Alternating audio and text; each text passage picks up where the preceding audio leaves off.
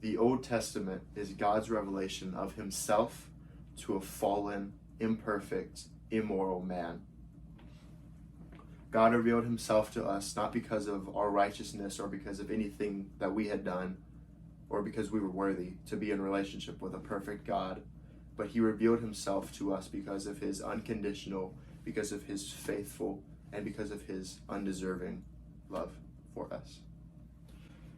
These perfect people that we read in the Bible are so-called perfect people, like Moses and Abraham and Noah.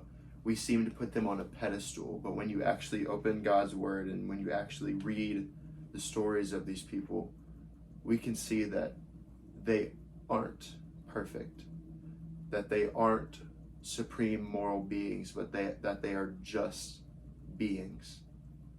They are just people the same as I am and the same as you are.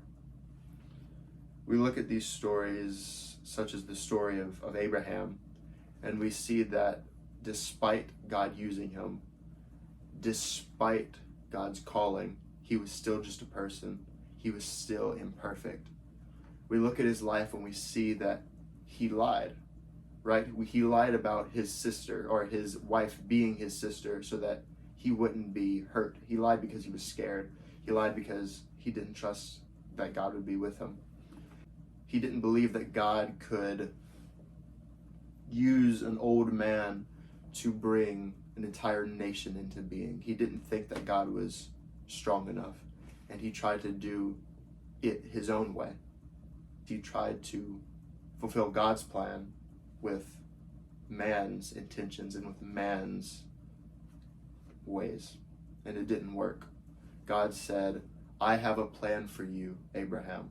My plan is better than your plan. My ways are better than your ways. And you may think that your ways will fulfill my calling, but they can never compare to the perfection of my word. But God still used him.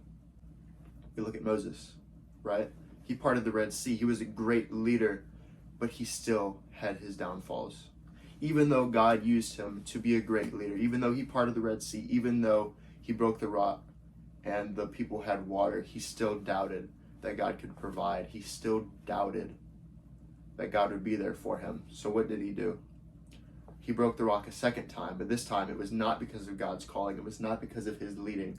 It was because he doubted that God would provide. And because of this, because of his sin, because of his disobedience, God said that he would not enter into the promised land. But God was still merciful to him. He still used him.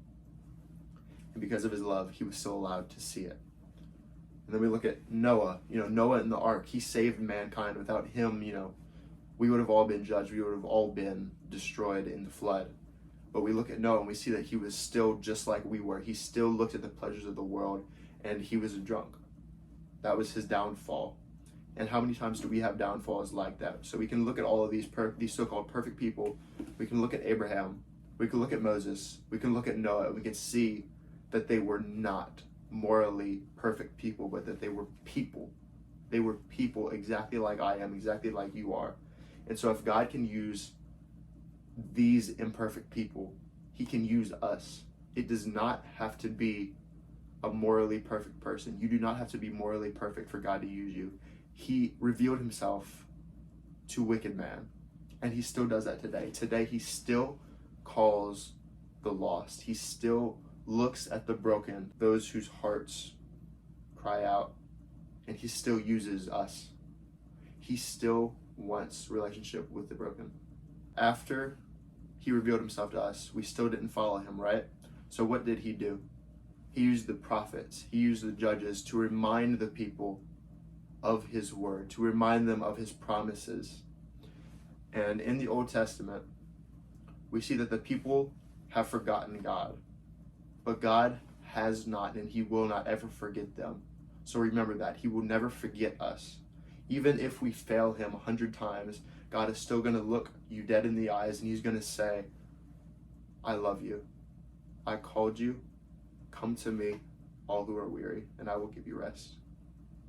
We cannot discredit the Old Testament. We cannot just look at the New Testament and base our entire faith off of this.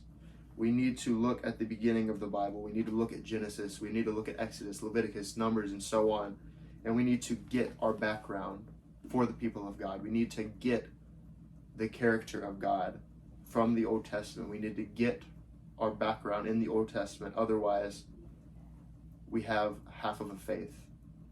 We won't have a full understanding of God's character or of God's plan if we don't look at the law, if we don't look at Moses and Abraham. So we need the Old Testament so that our New Testament can be completed. It can be exactly how God intended it, because he did not intend the New Testament to abolish the Old Testament. We can see that in Jesus' teaching. He quoted the New Testament several times. Paul quoted the New Testament. The Old Testament. It was used all throughout the New Testament, and that just verifies that the Old Testament is still relevant to us modern day Christians.